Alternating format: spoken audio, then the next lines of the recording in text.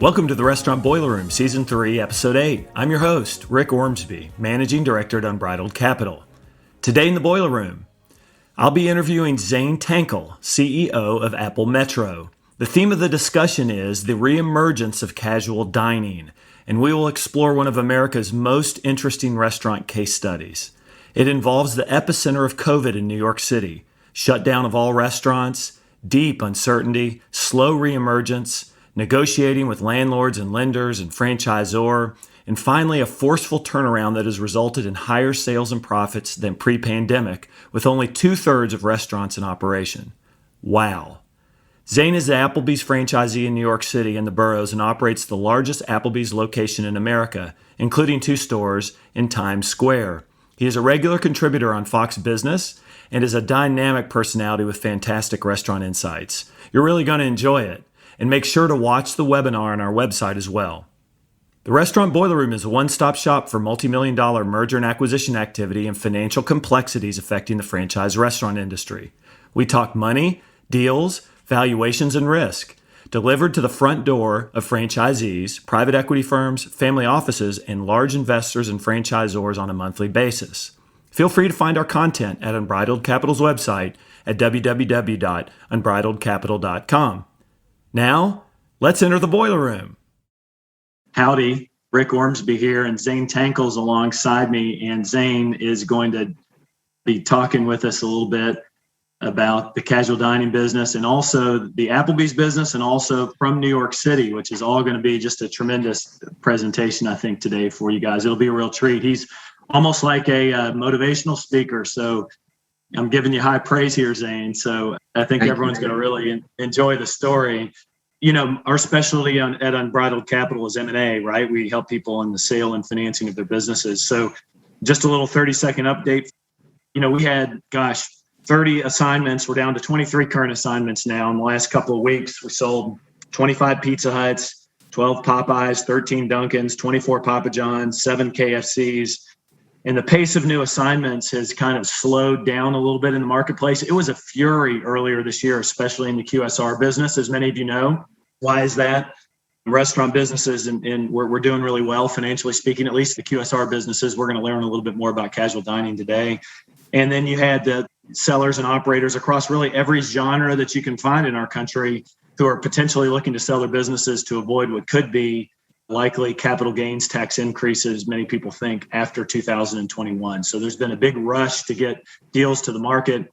It's made our industry, not just ours, but other industries, for buying and selling things crazy over the last couple of 4 or 5 months. But there's been a natural slowdown that's happened. And that natural slowdown usually happens in the summertime anyway. So pace of new assignments has kind of slowed a little bit. But I think there's a nice equilibrium of buyers and sellers in the marketplace. Lenders are sitting on piles of cash. Even for those who are casual diners who are listening in here, I think you're going to see that the lending markets are going to start to open up a little bit. My hope and prayer is that it does for casual dining and fast casual like it has for QSR over the last 4 or 5 months. A couple of things. Shout out to you guys who are going to listen to this on podcast. Number one, thank you for listening on podcast in addition to the webinar. All the webinars and podcasts will be on our website at unbridledcapital.com. You can find them all there, all the historical ones over the last several years. I'll email out a copy of the presentation that we're going to do today afterwards to everyone who's attended. And then if you want to ask any questions, please feel free to do it in the boxes below here in the Zoom platform, and we'll both eyeball them. I know Zane will keep an eye out too. And as we have questions come in, we'll try to answer them for you. So what we're going to be talking about today is the re-emergence of casual dining. And I'm here and I'm honored, really honored to be here with Zane Tankel at Apple-Metro. He is a franchisee in New York City. And most of you have probably been to Times Square area. He's got 2 locations in Times Square, and he's coming live from the 50th Street location, which to my knowledge is the largest Applebee's in the entire world. How cool is that? So, you know, Zane is a consummate professional, and you may have seen his face and heard him speak or seen him speak on Fox News, Fox Business. He's a regular contributor, just an electric personality. And he's going to talk to us about what casual dining was like prior to the pandemic, what happened to casual dining and his brand and New York City all combined into one when the pandemic hit, and then what's happened coming out of it. And I think you're going to find this to be a really encouraging message. And I'm really excited to have Zane here. So Zane, good afternoon and howdy from New York City. Thanks, Rick. I was wondering who you were talking about with dynamic personality and all that stuff, and then I realized you're introducing me. Thanks, Rick. Thanks for all the kind words. Always. It's an honor to have you here, like I said, and let's jump into it, man, because I know they want to hear you, not me. Why don't you fire away and tell us a little bit about your business, what you operate and how it was operating before the pandemic hit?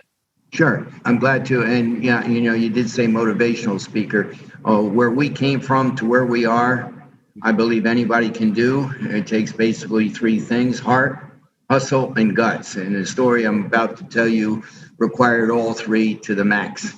So let's look at March 11th, the day before the city shut down. And the city shut down by a mandate to close all live theaters in New York City, which is a huge tourist attraction, as everyone knows, and is the generator of income for Manhattan as such. And with that then comes Empire State Building and the Brooklyn Bridge and the Statue of Liberty. But theater is the economic driver. Mandate went out to shut all theaters, closed, dark, never happened in the history. So on March 11th, let's look at the space first, if I may set the table. Sure. So we're in New York, at least, and I think it's pretty true throughout the country across all four parts of the restaurant business. That's quick serve, fast casual, and fine dining. We're overbuilt. We're continually being driven by franchisors in the franchise business to build more. No concern by franchisors as a rule, not all the time, not all franchisors about bottom line. They earn on top line. So the drive is more units, which is sometimes cannibalizing existing units, and sometimes you make poor site selection decisions. And we were all of that times two. So on March 11th, we have 4,000 employees. We're just broaching 40 restaurants here in New York City. We have the 1, 2, 3, and 4 largest grossing restaurants in the Applebee system of 2,000 restaurants. We have 42nd Street just down the block. We have where I sit now at 50th Street. We have a restaurant in Brooklyn that does about $9.5 million. And we have another one in the Bronx that does about $8 million. Those are the 4 largest. You think Applebee's as a system does 2.6, 2.7 million, and that may be generous. So here we are on March 11th, happy as if we have brains. But we also, a month earlier, had our $40 million term loan come due. We didn't have 40 million. We're overbuilt. We have a deteriorating guest base. We're continuing to compete for guests, and we have lenders. We had 4 lenders, as a matter of fact, and that term loan of $40 million came due, and we couldn't pay it. I'm sure a lot of people were, and will be in that kind of position. What do you do? Where do you go? So March 12th, the city closes down with that environment. And COVID spreading. It's spreading at an incredible rate. Our hospitals are filling on a daily basis. Our whole healthcare system in New York is being stressed. Other parts of the country didn't even know what was going on. And here in New York, we're the epicenter. And why? Because we have these 3 airports here in New York, 2 of them international, Newark Airport and JFK Airport, and they're pouring in from China, they're pouring in from Europe, England, wherever there was COVID, and they're bringing COVID with them. And this disease is spreading at an incredible rate. And now people are dying. You drive around New York, if you can picture this, Rick, you could drive around and go past hospitals. You saw these huge refrigerated tractor trailers filled with bodies. The morgues couldn't accommodate any longer. Funeral homes were overbooked, and it was chaos. Yeah. And we're shut. I remember, when we talked earlier, I remember, not to interrupt you, but I can remember at the start of the pandemic how New York was really the epicenter of it. And no one else really knew not much about it, did we? I remember it jumped out to Denver and it jumped down to like New Orleans pretty quickly. Those are the 2 other places that I remember it going pretty quickly. But New York was the epicenter of it. And that's where all your stores are, all your employees Well, are, all your customers are. 100%. And you're a sophisticated guy because you're buying and selling all over the country. And I mean that, no false flattery. Most people didn't recognize it. Most people didn't know it. But we knew it here in New York. And we even lost early on 3 people to COVID. One was a kitchen manager for us and been with us 18 years. And now we have people that are not only getting sick, but dying. And we all in New York, we all know someone who's either sick or dying. And it was just chaos. That's March 11th. March 12th, everything shuts. I call a meeting of all of our managerial staff, about 30 people, was all the office and our area directors and our management team. And I tell them that we're closing the company. This is all within 24 hours. On March 12th, March 13th, I called this meeting at our offices in Westchester. There was no room that could hold 30 people, so we held it in the hallway. And we said, for now, we're shuttered. We're finished. We're furloughing everyone. And that's where we go. Questions, and of course, lots of questions. How long? What's going to happen? And the answer to every question I had was, I don't know. I don't know, because there was zero transparency. I did know that a disease with no guardrails, no vaccine, no ability to control, I was smart enough to know that it travels at its own rate and its own pace, and this was not a 2-week deal. Shortly after that, we closed that day. We let go of all our management team. We shutter all the restaurants. We do it in an orderly fashion. We didn't run like a bomb scare. We cleaned everything up. We cleaned the kitchens. We made sure all the vents, all the air conditioners, everything were as tidied up as they could be for an unlimited amount of time. And no one knows what's going to happen and what's going to go on. And I am psychologically prepared and prepare our team that this is it. It was a good run. It's over. It's done. Back up again to March 11th. We're defaulted on a $40 million loan. We have a deteriorating guest base. We built too many restaurants, too many in the wrong places, too many because of the urging of the franchisor. And then just add insult to injury, we were the victims of a failed strategy.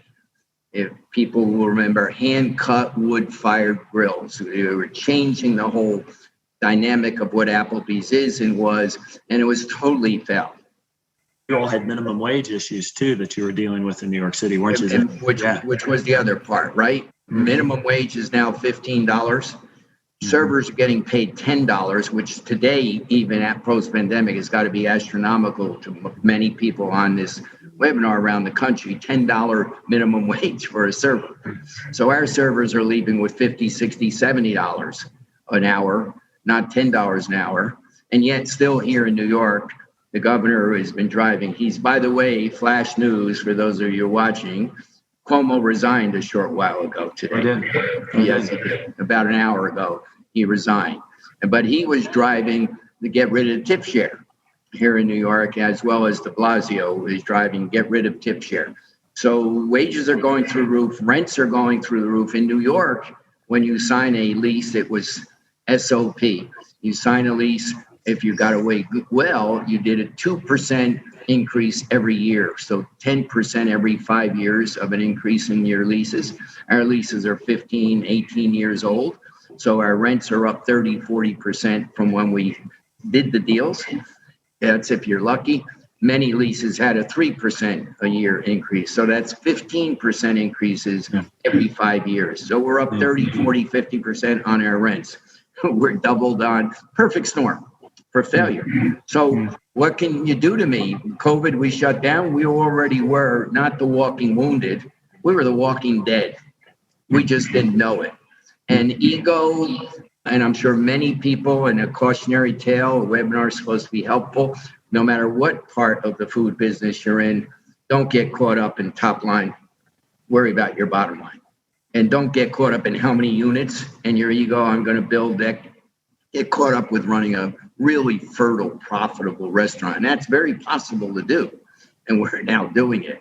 We now, I'll fast forward to the end, with 26 restaurants open, do more business than we did with 40 restaurants open. And I'll tell you how we got there. But we're focused on the bottom line.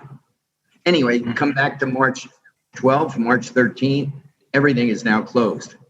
About a week later, I made the decision. I called our people back to the office, turned the lights on. The offices are closed. Everything's closed. No one's in the building.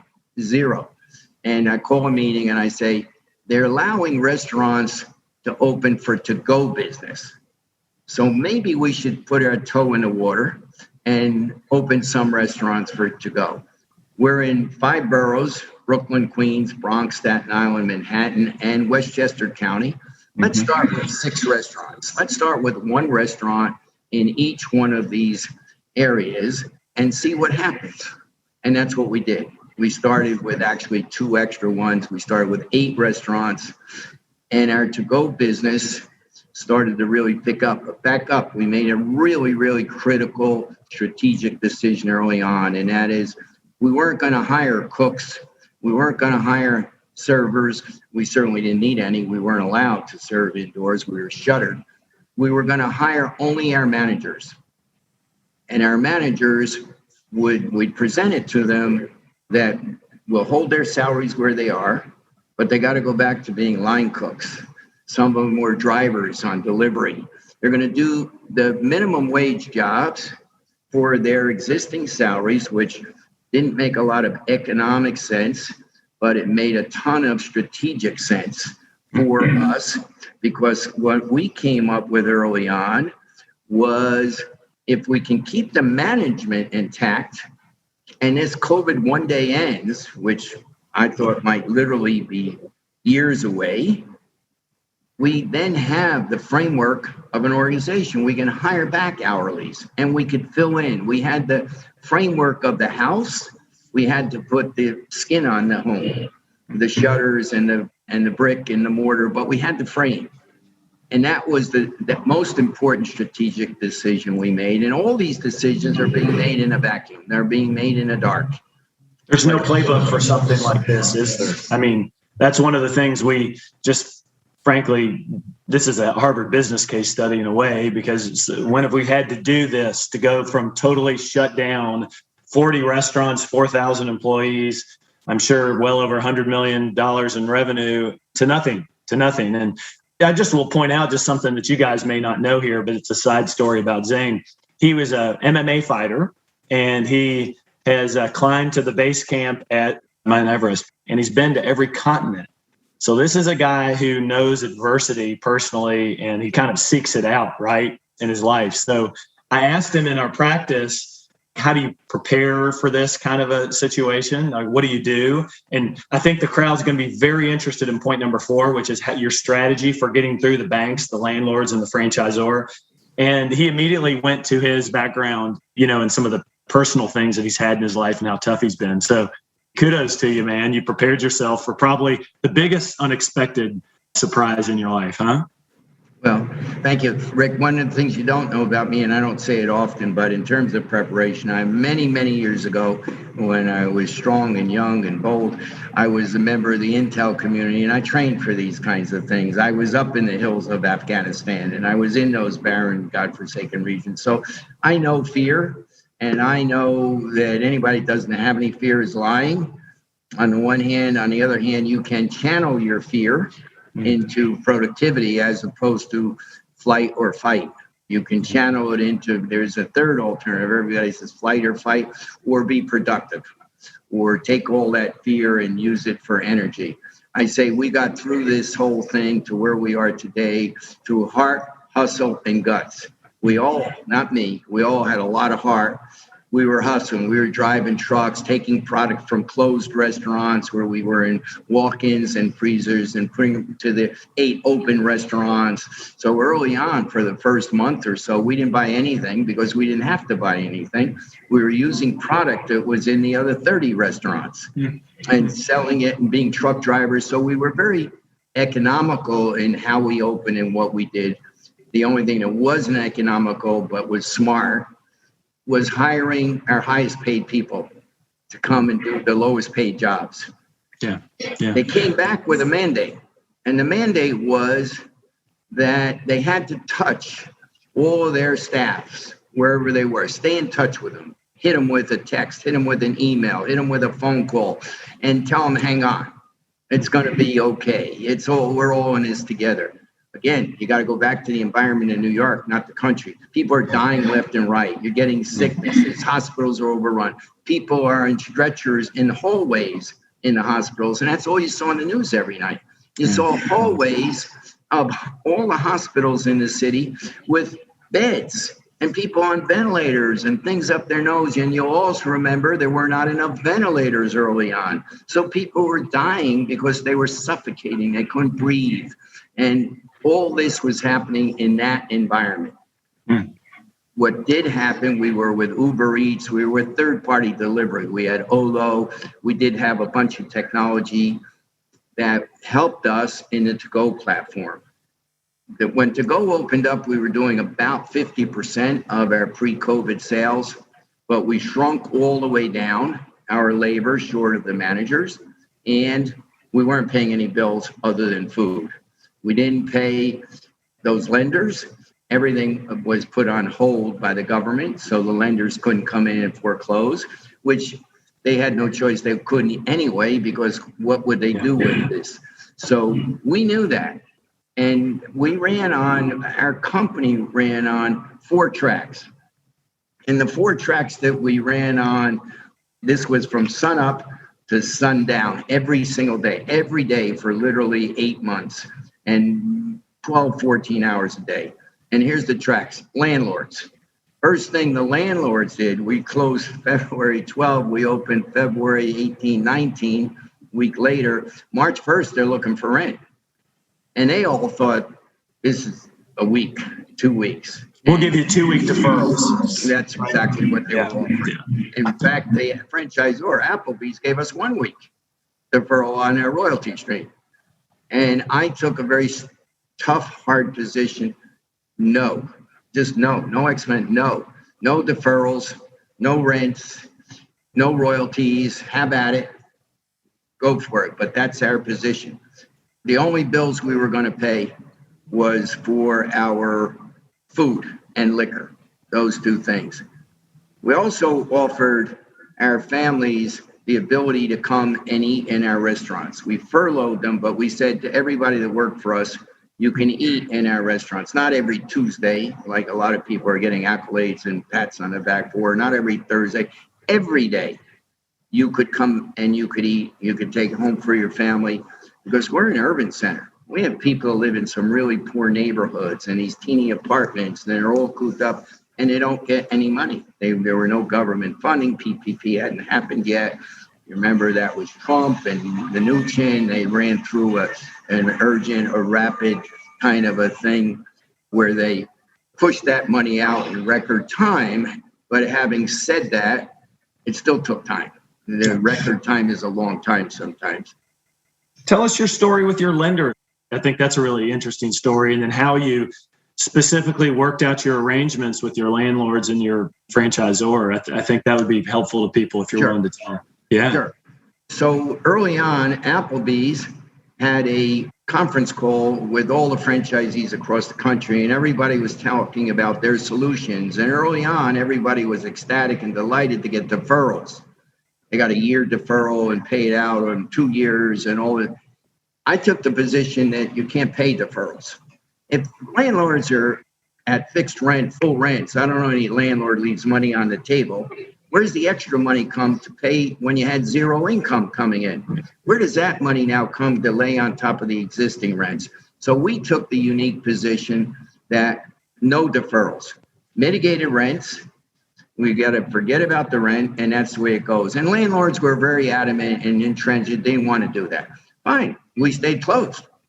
Because what does a landlord have at the end of the day? He has 2 things. He can evict you, and the law said that couldn't happen for now in the foreseeable future. And if he did get to evict you, he had somebody to replace you. Well, there's nobody to replace anybody. So where's the leverage from the landlord to force you to pay? And as time went on, landlords began to see that, and they began to come around, and they began to talk about, well, what can we do, or how can we do it? And the first deal we made, which became our model for all our landlords, is we can't commit to a rent with no commitment as to when the virus ends and when does business come back. So we will follow the virus. We'll follow, like Dr. Fauci said, we'll follow the science. What's the science? 25% seating, 25% rent. 50% seating, 50% rent, and so forth. I went on air. I was on the Cavuto show, and we were shuttered. We were closed. And I remember Neil Cavuto said, "You must be really happy. You can now see 25% of your restaurants." I said, "Neil, I have a different view of that." And what's that? I said, "I view that we lost 75% of our revenue stream. It's not 25% seating, it's 75% loss." And we took that as a very hard position with the landlords. And slowly, they came around. The largest one in the world was the first one who came. We had 3 sites with him, and he accepted.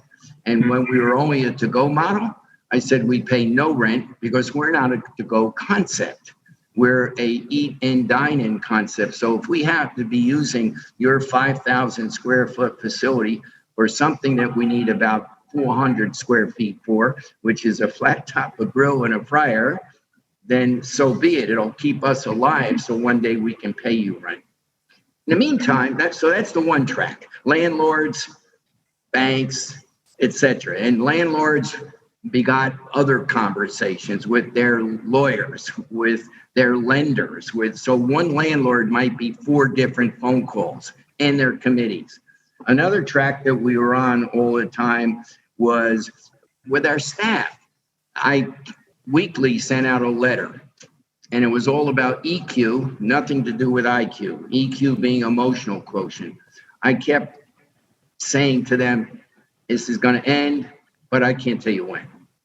Hang on, fasten your seatbelt. And it was repetitive. Every week it was the same thing. I ran a video every week, and we entitled it From Me to You, to try and make it personal. Me to you, not from Zane Tankel, CEO. It was from Zane to you.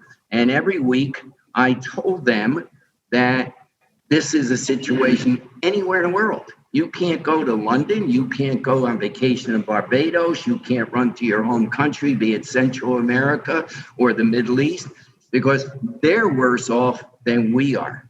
So here it is. Here we are. Buckle up, fasten your seatbelt, and hang in there. And I'll keep you abreast every single week to the best of my knowledge and to the best of what I know, which as of this juncture is 0. Other than this is a long drawn out deal.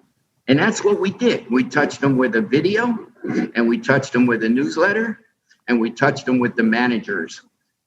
I said on the following week on air, you will be judged after the pandemic by how you conducted yourself during the pandemic. So my counsel to anybody that's watching that says if there's another crisis, just remember, crises do end ultimately.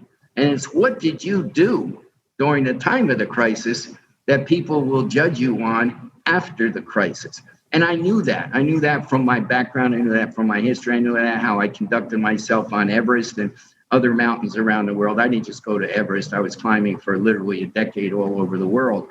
So I knew that people looked at what did I do on the mountain, not when I got back down at a cocktail party and saying, wow, that was really scary. So I'm hearing I'm hearing, tough conversations with the landlords, obviously, really creative strategy. You and Adam said no deferrals. You tied your rent to reopening of dining rooms in phases. And then you're communicating with your employees. You keep your key staff online here, your managers, and you have them, and you're doing this at great personal cost. I know you haven't said it, but I know you did that out of your personal pocketbook to keep them paid during the pandemic. Tell us about your lender. There wasn't one, Rick. There were 4. There were 4 lenders. So dealing with 4 different lenders, 4 different law firms, 4 different committees at the lenders, because that 40 million was pretty well spread up against the 4 different lenders. There was a lead lender, but the lead lender made no decisions any longer after the first 2 weeks of the not only technical default, the material default. He was helpless because what could he do? Take our company? And what will he do with it? Use it for firewood. And when the wintertime gets there, you'll have a lot of firewood. But what could they do? So they felt frustrated on the landlord side. And who felt even more frustrated was their lawyers, who are used to making demands. And the tenant, the payor, jumps and does it. Here, don't sue us. In the interim, we're also on another track, which is with the government on applying for PPP funding. And we got the first PPP funds with the very strict regulations as to how you disperse it and what you do with it, the FTEs, full-time employees. And we monitored that daily to make sure that when it came time for forgiveness, we would have forgiveness, that we used it exactly as dictated. In the interim, because we were in this to-go model, and I was personally funding it, we had millions and millions of dollars, round figures about 10 million, in a segregated bank account, which our lenders came in because they had transparency into our accounts, part of our loan agreements, and scoffed that $10 million from us. So we immediately called them when we went to look at our bank account and it was zero, and said, hey, you took our PPP funding. He said, no, you got that funding a month or so ago. That's money that we're taking that, because they thought we were doomed to failure. We're taking that as a partial repayment of your debt. I said, no, we can demonstrate, we can prove it. It's PPP money. They said, prove it. We had our law firm do a forensic accounting. We sent the 4 lenders the documentation and we showed them, but they still didn't like it. And I then threatened to sue because of what they did was actually illegal. And we're negotiating with them how they're going to pay us back this $10 million and when are they going to pay us back and what are they going to do? Because again, it came from 4 different lenders. So I woke up maybe 2 weeks later in the middle of the night staring at the ceiling, screaming, why do we want the money back? They're in the wrong. Let's pay down our debt and make a deal and call it a day. They think we're dead anyway. So whatever they get, we're not going to sue you for. Yeah. We want debt forgiveness. Keep it. You got it. And that started a whole new track and a whole new negotiation, which took about 3 months. I personally added, along with Roy Rayburn, my partner, some millions of dollars to that funding, and we became debt free. Wow. So you went from 40 million in debt to nothing. Isn't that well? So oh my gosh, that took a tremendous burden off of us that was sitting on our head all the time. If we came out of this COVID, how long will it take before the wolves pounced on us and started eating our flesh? So now we're done with that. And the lenders were very happy because they saw what we were on March 11th, Walking Dead. Now we're in the middle of the pandemic. We are dead. We just haven't recognized it as such. So whatever they were able to get in payment of the debt, they were going to be happy with. So they could get 25 cents on the dollar. They're happy because you're negotiating in the depths of the crisis. That's exactly right. And not knowing the outcome. Right. Pretty gutsy move. And some of the best decisions I've made, Zane, are at 3 o'clock in the morning staring at the ceiling too. As an entrepreneur, that's just what you do at times, unfortunately. Heart, hustle, and guts. Yeah. Heart, hustle, and guts. Heart, hustle, and guts. Yeah. So in any case, so we get that about 8 months into the pandemic, we get that one done, but we're still getting landlords coming at us, starting at 8 in the morning, phone calls from their attorneys, phone calls from other people, all sorts of pressure on us, but we wouldn't move. I wouldn't move. I took all those calls and I told our CFO, I told Roy Ray, I told all our folks, tell them to call me because what are they calling me? What do I say? Say, call Zane. And that's what happened. And people would call me and I would deal with it. And here's my counsel to everybody, whether you're again in quick serve, fast casual, casual dining. Be visible, be there. Don't hide. Don't get under the table. Don't pull the covers over your head. Just the fact you're visible and they can touch you is somewhat satisfying. It doesn't get them a check and it doesn't get them out of the hole and it doesn't get them out of the woods. but they can communicate with you. And that by itself is meaningful if there's nothing else. If you run, if you hide, and they can't talk to you, and your staff doesn't see you, then you're just left to the destiny of whatever spiraling downhill, like water going down in a bathtub. It swirls, and then at some point it picks up such a huge swirl that it's no returning. There's no turning back to it. So I was visible. I made myself very visible to the lenders, very visible to our staff, very visible to our landlords, very visible to our suppliers, because other than food, we weren't even paying suppliers. But I kept them all in the game. And I had a great staff, in fairness, incredible, and have today. They did all the stuff. They did the heavy lifting. They loaded liquor into their cars and took it to an open restaurant from a closed restaurant. They ran in and unloaded from walk-ins, carried all the stuff out of walk-ins and put it in their cars and unloaded it in the restaurants that were open. They went and visited and took food to staff that couldn't get out of their house because they had infant children, and they delivered it. And all hands on deck. All hands on deck. It was an emergency call, and everybody at a certain level of management up that went on to our payroll did their part and more. There were no hours anymore. There was no such thing as hours. They would start at 8 a.m. and sometimes we'd finish at midnight. And I'd speak to them. And I know it was midnight. And they're, where are you going now? Oh, I'm delivering. I just got all the food out of X and I'm delivering it to Y.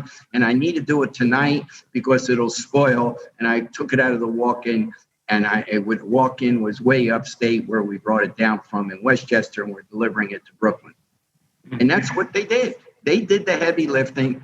I did the contact with all the incoming that was happening. I was the buffer for it. So they didn't have to worry about that piece. So that's the 4 tracks. The 4 tracks were lenders, landlords, staffing, and the 4th one was people. Correct. And now, to use that Rocky analogy, you're punching your way out of the corner now, right? And here we are. And I mean, you're a wonderful guest because most of you who listen know I'm a big basketball fan, right? And so I'm a Kentucky basketball fan, and I kind of giggle because when you ask John Calipari in an interview, you just say, "Hey, John, what did you think?" And then he'll go, and everyone can listen for as long as he talks. And Zane's that way. He can just go and it catches your attention. It's very inspiring. Someone's actually already said that on the call. Very inspiring. Can I get a copy of the presentation? So we've identified what happened prior to the pandemic, then in the middle of the pandemic, what happened on March the 12th or thereafter. And then tell us about the turnaround. Tell us how you got out of the corner. There was one more track that I need to, I'm sorry, I just looked at, I did make a couple notes, not many, but a couple. And that was operations. We started opening up restaurants. Yeah. So I also needed to be involved, even though all our ops people, our marketing people, and our operations people were doing, again, the heavy lifting. I had to kind of be involved in who we bring back and where we're going to put them and what are we going to do. The heavy lifting was done by all the folks around. Nobody gets anything done alone. Nobody. I always tell our people, by the way, and for those of you who are watching, we have no superstars on our team. None, including Watt. What we do have is a bunch of people that play well together in the sandbox. Nobody is throwing sand in anybody else's eyes. And I don't care what sport, what team, mountain climbing, intelligence work in Afghanistan, whatever it is, you don't play without a team. And if you do play without a team, you ain't playing for very long. So our team was a team in every sense of the word. Everybody had their role. Nobody had to be told, well, you go do that or you go do that. Everybody was doing what they were doing. So the 4th one was operations. Now we're opening restaurants. So we got 8 open, then we go to 10 open, and then we wait on the month and we're going to just see how it goes. And we go to 11. And every couple of weeks we'd open another one. People say, how do you get staff? Everybody now, this when all the perks were coming in and the government funds were coming in. Well, don't forget, we were always talking to them. We told them, come eat in our restaurants whenever you want. We told them that we will keep you abreast of everything. We sent a newsletter out. I would get on air as I am now, and we'd send it out to everyone. And I'd say, well, it's Tuesday again. I wish I had good news for you, but I don't. So in addition to being visible, you have to be honest. You have to be brutally honest. You cannot deceive people or attempt to deceive them because they'll scope it out. And then you've lost your respect and you've lost their credibility. So I would tell them, I tell you every week as much as I know. And they think because I have this title, CEO, I'm supposed to know more. No, I didn't know any more. But I was able to be encouraging. I was able to be EQ, the emotional quotient. I was able to tell them, if you're holed up in a teeny apartment in Brooklyn, guess what? They're holed up in a teeny apartment in the Bronx, and they got them holed up in Manhattan. We're all in this together, and we will fight through this together because all of us are much, much stronger than any one of us. And I promise you, I'll be at the front of the line. I'll be at the front of the line for any incoming, any issues, any blindsides. I'll take it. And that's how we went through. And we ultimately got more open. And then the city turned around and said 25% seating. Well, we saw a huge boost in our sales. With 25% seating, it's somewhat amazing that we had almost the same sales as we did with 100% seating. Why? How? I'll tell you how. I'm sitting in the third floor of our 50th Street restaurant right now doing Rick's webinar, and it's empty. Nobody's here. At 25% seating, I'd have 25% of all these seats filled because it's 2:45 in New York City, and nobody goes out to a restaurant at 2:45. And certainly nobody's sitting at the bar. At least they can't afford to sit at the bar if they are sitting at the bar at 2:45. So I'm on the third floor. Our guests are on the first. This is a 3-story restaurant, by the way, 15,000 square feet. Each floor is 5,000. So with 25% seating and the pent up demand, people came. We were on waits all day. And people weren't going to work. They were home and they're receiving checks and they have more discretionary income. So they're hanging out at 2 or 3 in the afternoon. They're coming to your restaurant. It's not necessarily lunch or dinner or any set time. You're getting a steady trickle of business throughout the day. They're getting tired of ordering to go. They're getting tired of going to the fast food, be it Burger King, be it McDonald's, and that you were not allowed into the restaurant. You had to stand outside and the Burger King would bring your package outside. So you'd see lines outside the door, but you were waiting outside. And that got pretty cold in the wintertime. And it gets pretty hot in the summertime in New York. So as a result, people weren't even allowed in. They gave their order and then they were told to go stand outside and they'll bring the food out and they'd open the door and they'd hand the food out like you were in quarantine. And people were getting tired of that. So at 25% seating, they were ecstatic to get out because we're basically social people. We're basically social beings. When you're in prison and they want to give you the ultimate punishment, what do? Beat you up? No, it's not allowed. Shock treatment? No, that's not. They put you in solitary confinement. That's the ultimate penalty when you're already in the ultimate penalty of prison. So we were, by self-determination, in lockdown, in prison, and worse, solitary confinement in prison. And if you had little infant children in a teeny apartment, that was worse than being in solitary confinement by your own. So at 25% seating, there was a rush. And then we got to outdoor seating. In New York City, for those of you who do or don't know, put a mandate that would take city streets. Put tables outside, however you can do it. You put tables, many places doubled the size of the indoor restaurant by putting all these tables outside. But they failed. And why did they fail? Because it's not so simplistic, Rick, to just set tables, and I said this to our team, put tables outside with servers and deliver food. Need a table number. You have a POS system.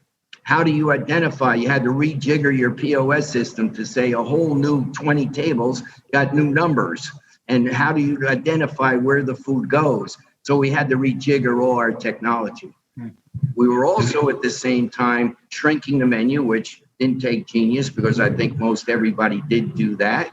Which made it a lot more profitable. You didn't need the prep people. You didn't need the number of SKUs. You didn't need all the other things that go with the kitchen. When you have 60 items on the menu and you reduce it to 35. And that reduced labor dramatically. And last but not least, our technology drive, where we put together tablets, even ahead of Applebee's. We have tablets which we gave to the servers.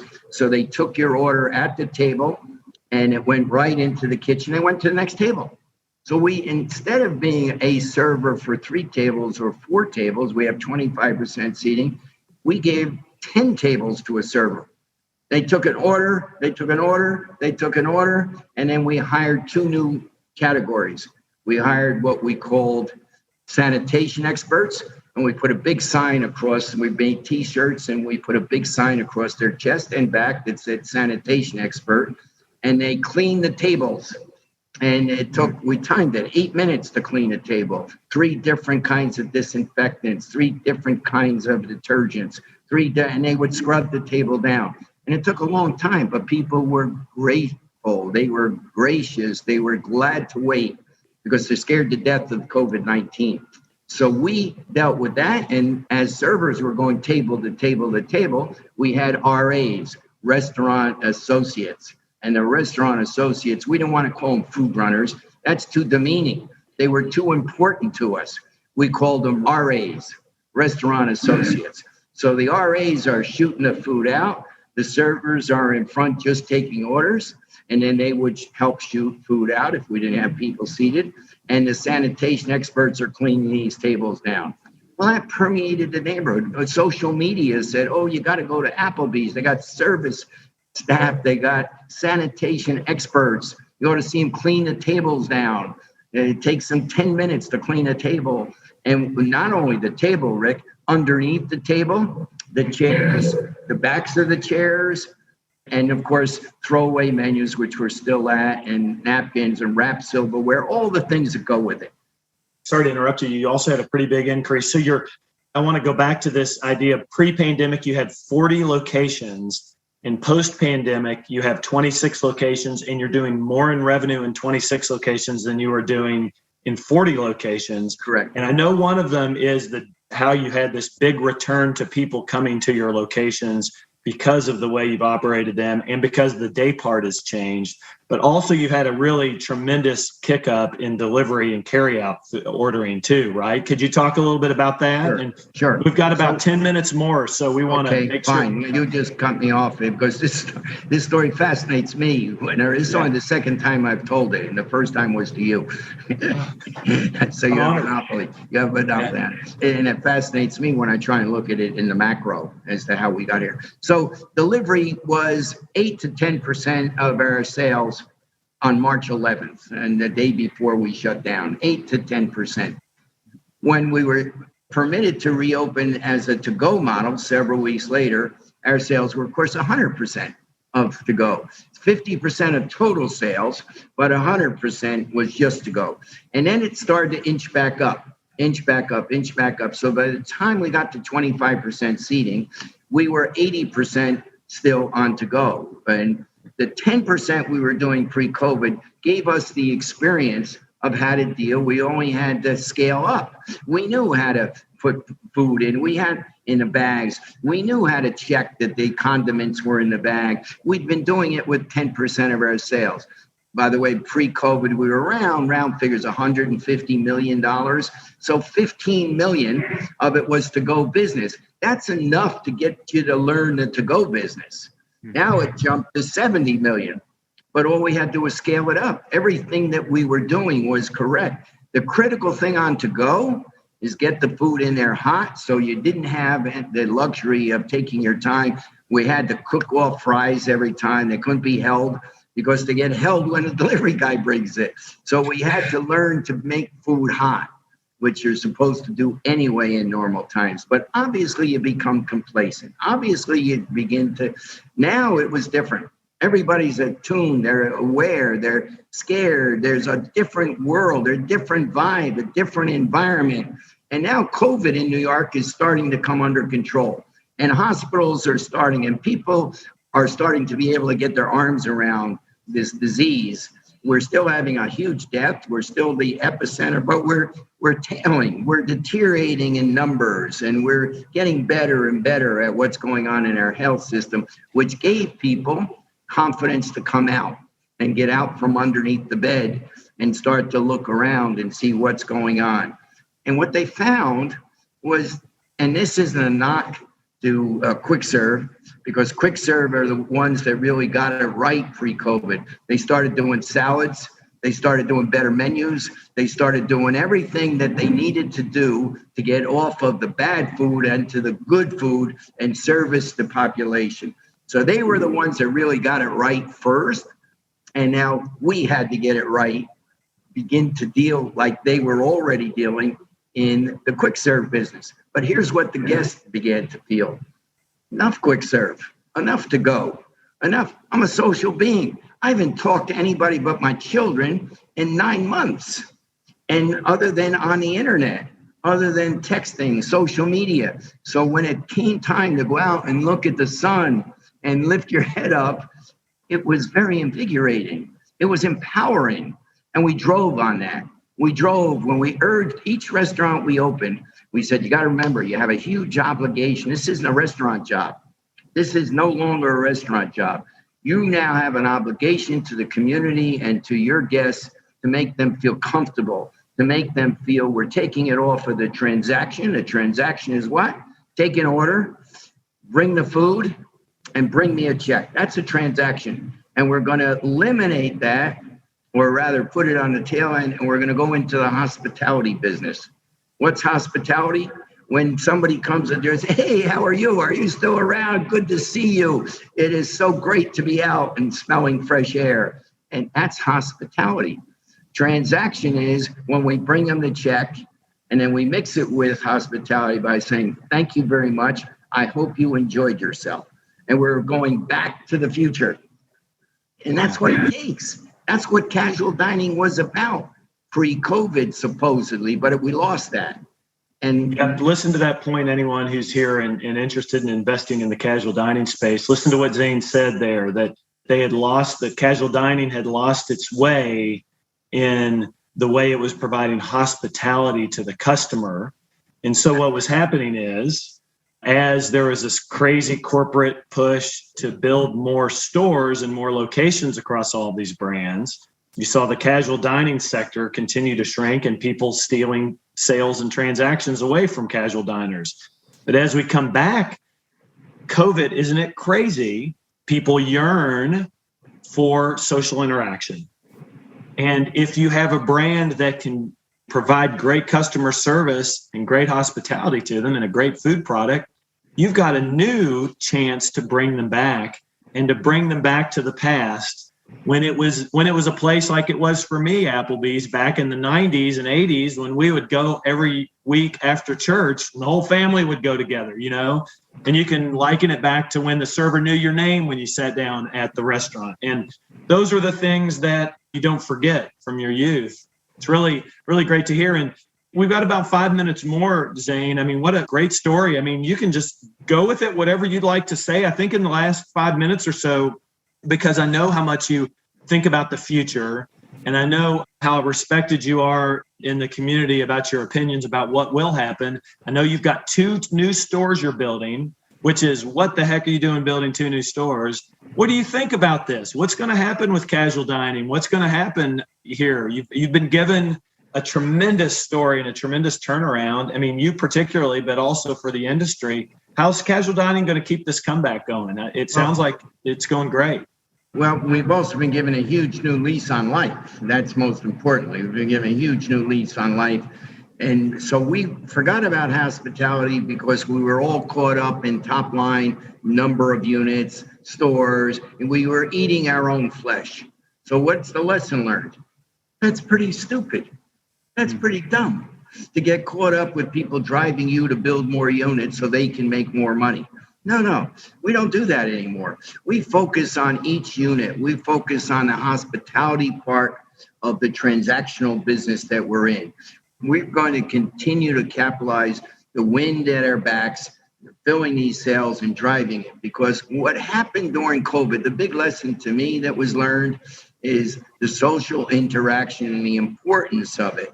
That's the big gap in our competitive spaces of fast casual and quick serve, is the social interaction that we were born and meant to have, and we provide it. Does it mean there's no quick serve business? No, there's still very much a need for a quick serve. And fast casual, that's, stop and think, what is that fast casual? That's us with better service, fast casual. So we're going to make casual dining faster. And that was another lesson that we learned, that we had to get our food out faster. We had to have an emphasis. We don't own anything. We don't own any space. We don't own any guests. We have to deliver.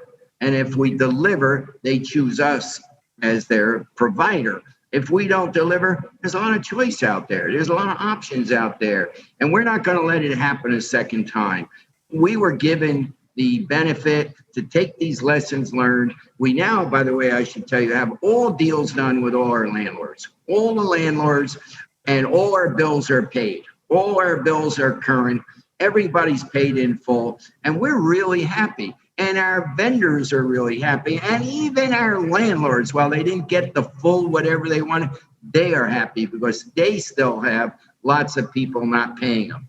Well, they made deals with us and we're paying them. There was one landlord, we wire transferred $550,000 of catch-up rent, but it was at 25%. It was a year at 25% of the rent. When we made the deals, we told every landlord, we had our PPP funding, we'll send you a check. We're not going to pay it off. You'll get a whole check.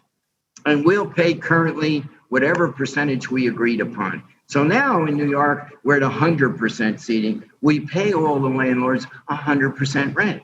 And we have no deferred rents, zero. I know I'm on a podcast, zero deferred. Every rent we had was mitigated. It wasn't put off to be paid down the road on top of existing rent. So we held firm. And those of you who haven't paid, I suggest you do the same thing. Because the landlord, when he would tell me, and I say this for your argument with them, well, we have to pay our mortgage. I say to him, when you pay your mortgage, you're getting equity. When we pay you rent, we get air. And last time I looked, air was for free. So we're not going to pay for air. We're not paying for breathing. If you have to pay your own mortgage, I'm sorry. You know, you bought the building and now you got to pay for it. So be it.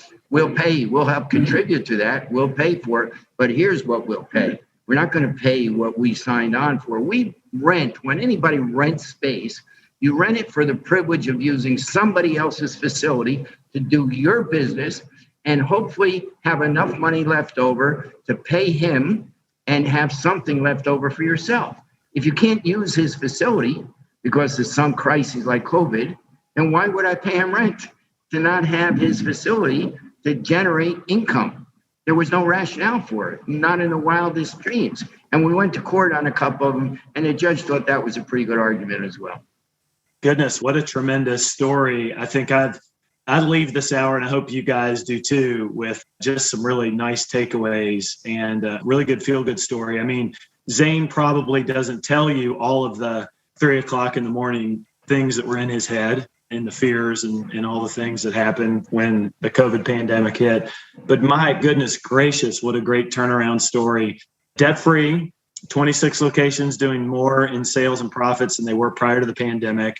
Building, we didn't touch this much, but 2 new locations that are going to be coming on board. New builds, brand new builds. New builds, brand new builds. A business that is strong and profitable, loyal customers, and a new lease on life, right? Like you said, and a better understanding of hospitality and a better understanding of the interaction, the social interaction that people need, and they associate with food. And so as an advisor and as someone who also runs around with money as it relates to restaurants, I would say that the next stage of this comeback could possibly be a casual dining comeback after we get past the big QSR increases. The casual diners are seeing, many of them, maybe not quite as extreme as you're seeing here with Zane, but they're doing better, in many cases doing really well. Now, labor is another issue, right? We have labor problems that we all have to deal with right now in today's society. But this is a tremendous segment that I personally feel like we're going to see some really good results. And if they can continue to